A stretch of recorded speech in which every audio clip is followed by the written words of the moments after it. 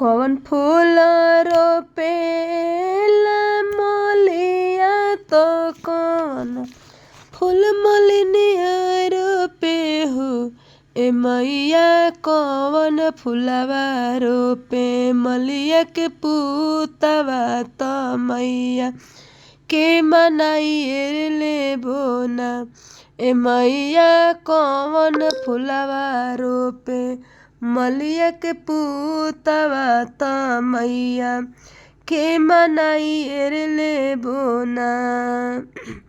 बेल फूलवा रोपेल मलिया त चंपा फूल मलिनिया रोपे हो। ए मैया अढ़ौल फूलवा रोपे मलिया के पूतवा त मैया के मनाइए लेबो ना।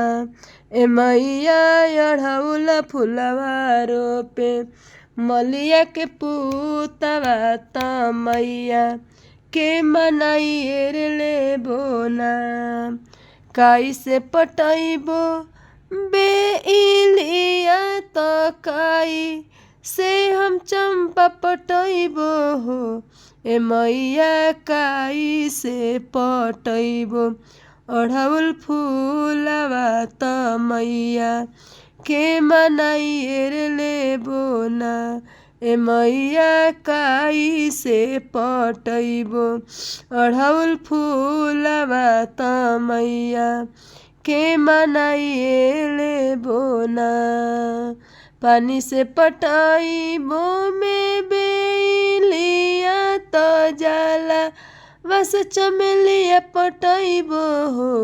ए मैया दूधवे पटैबो अढ़ौल फूलवा त मैया के मनाइए लेबो ना। ए मैया दूधवे पटैबो अढ़ौल फूलवा त मैया के मनाइए लेबो ना। हम लोग गायिका विभा पांडे बक्सर जिला से। अगर हमारा वीडियो अच्छा लगी तो लोग एक लाइक जरूर करब जा और कमेंट में माता रानी के जरूर नाम लिखब जा। जय माता रानी।